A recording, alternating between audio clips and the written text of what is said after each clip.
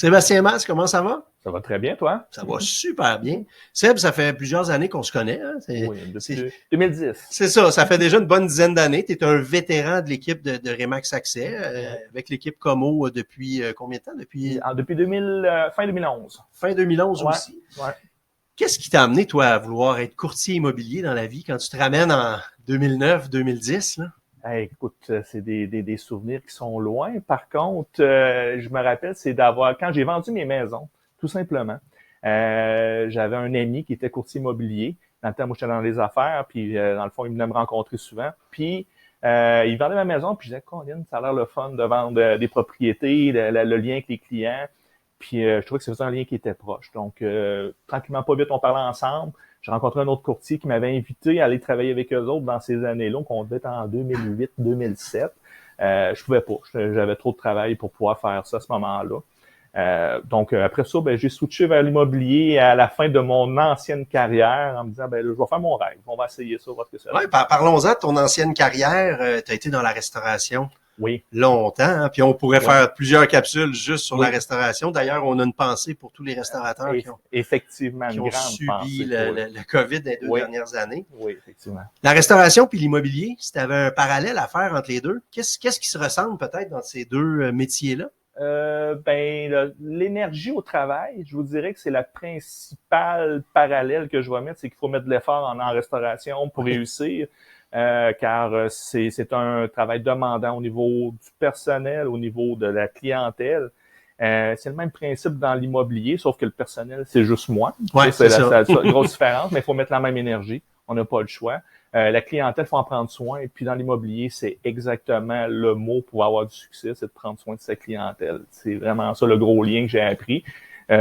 Puis on pourrait dire aussi au niveau comptabilité, bien des choses pour mon commercial que je fais. Mais c'est plus ça que je retiens, c'est la clientèle et le service à la clientèle. C'est ce que je pense qui t'a amené aussi à faire du courtage, c'est le contact avec les gens. Hein, effectivement, j'aimais avoir le contact avec les gens, discuter avec eux autres, puis avoir des liens. Je pense que le courtier, ce que j'aimais, c'est que ça faisait vraiment un lien fort, presque devenir ami avec les clients, de la famille. Moi, après, quand j'avais quelqu'un qui me parlait, j'ai une maison à vendre, moi j'ai un super bon courtier, je vais te référer mon courtier parce que je l'aimais. Je le trouvais bon, puis c'est lui que je voulais qu'il prenne absolument. Donc, c'est ce que je voulais faire en réalité. Quand je suis allé dans l'immobilier, j'ai dit, écoute, j'aimerais ça que le monde fasse la même chose pour moi. Ben oui. Donc, j'essayais d'être ce type de courtier-là, qui était une référence dans ce temps-là. Ça fait déjà une dizaine d'années, là, mais est-ce que tu te souviens un peu de ce que tu pensais qu'allait être la job quand tu faisais ton cours, là, c'était quoi le métier, puis la grosse différence quand tu es arrivé sur le terrain, puis que là, ça a été, OK, c'est comme ça. Oui, écoute, ça a été une grosse différence parce que malgré tout, il y a un gros stress en arrière des transactions que je pensais pas à vivre autant intense que ça. C'était ce qui était frappant. Je fais une transaction, on prend le stress pour les clients souvent. Je m'attendais à avoir que du plaisir en même temps. Comme les gens y pensent, hein? C'est facile d'être courtier, on travaille pas fort, c'est très payant, let's go, on va tout faire ça. Oui, c'est ça. Puis je voyais pas le travail en arrière de tout ça. Qui était de gérer la transaction, gérer les problèmes au travers de la transaction. La restauration m'a aidé là-dedans à gérer des problèmes. Donc, dans l'immobilier, je pensais pas qu'il y en avait plus. Puis il y en a de plus en plus, hein? Oui, effectivement. Faut-tu qu'il y a plus de problèmes en 2022 qu'il y en avait, exemple, en 2010, 11, 12? Oui, car on a un marché exceptionnel.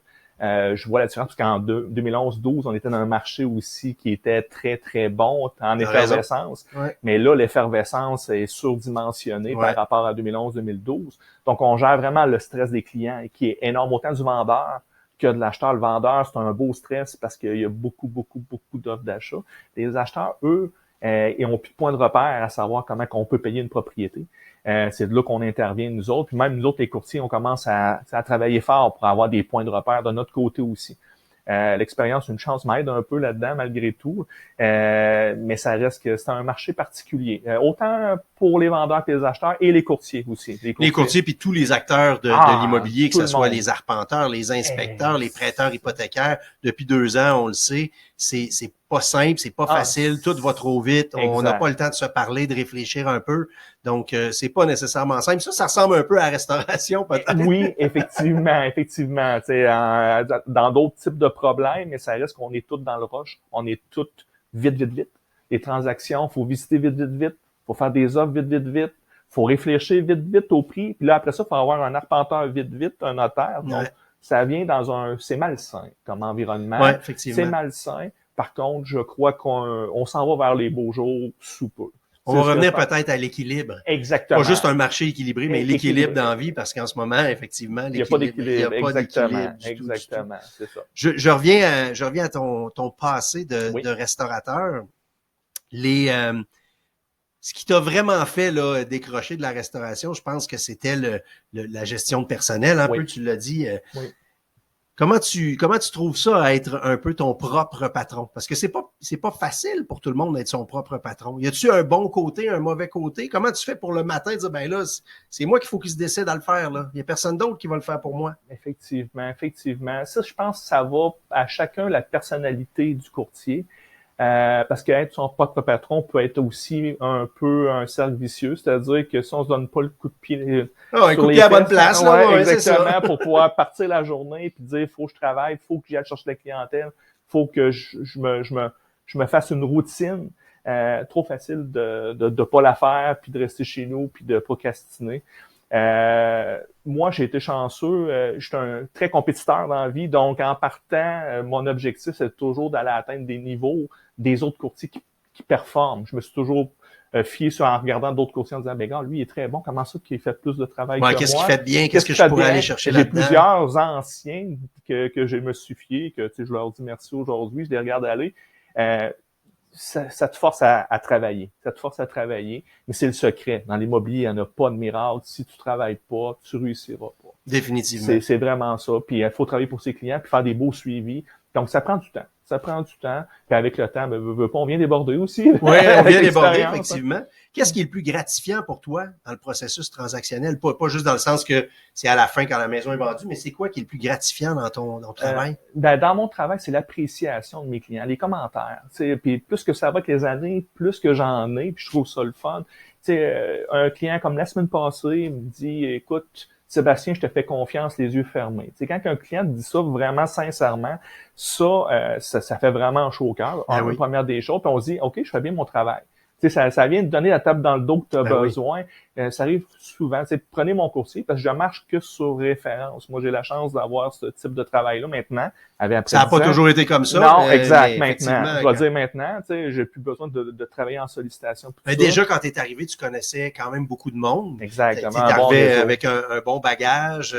Tu avais rencontré plusieurs personnes dans ton ancienne vie. Donc, tu as bâti cette clientèle-là. Exact. Mais tu es arrivé comme tu dis, à travailler très fort, par exemple. J'ai travaillé très fort. Non, effectivement. Il n'y a pas de miracle. On peut pas commencer en immobilier puis penser que ça va tout arriver tout seul. C'est impossible. Faut travailler. Il y a personne. Il n'y a pas aucun courtier que je connais. Même les meilleurs qu'on voit, ils travaillent encore plus que moi probablement aujourd'hui, puis qui vont faire encore de la sollicitation, qui vont travailler pour réussir à augmenter encore leur volume puis performer. Donc, c'est chacun qui choisit son niveau. Son niveau. Ouais, exact. Puis, tu as dit justement les meilleurs. C'est quoi pour toi la définition d'un bon courtier immobilier? Ben, dans le fond, ça là-dessus, c'est un peu le meilleur. Je me fierai pas juste à la statistique. Ouais. Ok. Parlons-en des statistiques. Exactement. Parce que oui, je suis fort sur statistiques aussi. J'aime bien ça les suivre. Par contre, j'ai compris que les années que le meilleur en nombre ne veut pas dire qu'il est le meilleur courtier. Moi, depuis quelques années, là, on va dire les 4-5 dernières années surtout, je me questionne sur quel type de courtier je veux être. Est-ce que je suis un vendeur ou un conseiller? Moi, parce que moi, je me fais dire par certains extraordinaires courtiers, les plus performants, on est des vendeurs. Arrêtez d'être un conseiller, vous êtes un vendeur, puis vous allez avoir des gros chiffres d'affaires. Moi, c'est pas ça que j'ai décidé que je voulais être. J'ai décidé que je voulais être un conseiller.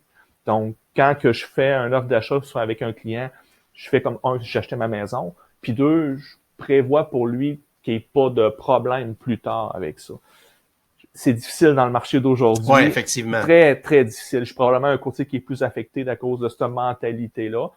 Par contre, je pense que ça me valorise. Parce que c'est sur le long terme aussi. C'est pas d'hier que tu fais ça, puis c'est Ouais. pas, t'arrêteras pas demain matin, puis Non. justement, cette confiance-là que les gens ont en toi, Oui. c'est important pour toi, puis c'est un peu ta marque de commerce Oui, aussi. Oui, exactement. On dort mieux aussi. Ouais. On dort mieux. On a conscience qu'on a donné notre 100%, puis que notre client ne pourra pas nous reprocher qu'on n'a pas bien travaillé. Ouais. Puis ça, c'est important parce qu'on a un métier qui est un peu, on va vous dire un mot, varlopé dans les médias, dans le sens que souvent, on se fait dire qu'on est des pédaleurs, des vendeurs d'auto usagés quasiment, sans les dénigrer, là. C'est un genre de terme. Puis c'est pas vrai. La plupart des courtiers prennent ça à cœur. Malheureusement, quelques petits... on va dire, comme dans tout, il y a des bons, il y a des pas bons, exactement, dans toutes les professions. Puis, exactement. Donc, rendu là, maintenant, je suis rendu à plus essayer de valoriser la profession. Moi, je pense que c'est important pour pas se faire dire, vous coûtez trop cher, puis si le monde ne voit pas le travail en arrière de tout ça, les investissements, puis tout ça. Donc, ça va mieux que les années. On va dire ça comme ça. C'est de la musique à mes oreilles parce que c'est vraiment la même philosophie qu'on a toujours eu chez Remax Accès. Fait que c'est le fun d'avoir des gens qui adhèrent aussi à cette philosophie-là. Seb, ça fait déjà, écoute, 10 minutes. Super. On va terminer avec un petit quiz, une question mystère. Oui. J'ai 10 questions ici. Tu Oui. choisis le chiffre qui te parle le plus entre 1 et 10 et je te lis la question. Je vais prendre le 3. Le 3. Ah, tiens. Ça, le mot passion est très important pour nous ici. Hein? Oui. Qu'est-ce qui fait que tu restes passionné année après année, puis ça depuis bientôt 11-12 ans? Là? Écoute, il y a beaucoup de points, mais on va résumer ça assez rapidement. J'ai une grosse passion grâce à mon équipe. Je vais être honnête, je suis un courtier d'équipe, je fais partie de l'équipe Como. Tous mes associés qu'on travaille ensemble, on se motive à travailler, puis j'ai plaisir d'aller les rencontrer au bureau pour travailler avec eux autres. Ça, c'est un gros point qui m'aide beaucoup à me motiver à venir travailler. Mais ma clientèle, surtout, là, je vais leur dire encore, j'ai des clients, j'ai vendu 6-7 maisons. Écoutez, ça fait pas longtemps que je fais des mots. Pour moi, ça fait pas longtemps. Non, mais t'es un vétéran, mais 10 ans, c'est pas 30 non plus. T'as exactement. raison. Pour moi, c'est pas beaucoup, mais j'ai vendu 4-5 maisons à des clients, puis ils me rappellent, j'ai beaucoup de clientèle militaire. Donc, ils voyagent, ils partent, sont transférés, puis ils reviennent, puis ils repartent, puis ils reviennent. Donc, j'ai 3-4 transactions avec eux, puis qui me disent, t'es mon courtier à Québec, puis je te réfère partout. Ça, c'est ce qui anime la passion, qui dit, écoute, ma clientèle m'apprécie, puis ils me disent que je fais bien mon travail. Puis c'est ça le plus important. Ouais. C'est même pas l'argent, là. On n'est plus rendu là. J'ai une carrière, j'ai un job, je réussis à bien vivre, je suis chanceux. Mais si je me fais valoriser par mes clients, c'est encore mieux. C'est encore mieux. On dort le cœur léger le soir. Ah, ben, quel beau mot de la fin, dormir le cœur léger. Ouais. Seb, ça a bien été, cette capsule-là? Super bien été, pas trop stressant. Pas trop stressant. Il commence à faire chaud, fait qu'on on va arrêter ça. On va enlever une bûche. Ouais, on va enlever une bûche, puis tu vas-tu être au rendez-vous si on fait d'autres capsules comme ça dans les prochaines semaines? Bien sûr, ça me fait plaisir. Ça m'a fait plaisir. À bientôt, Seb. Merci, Nick. Bye bye.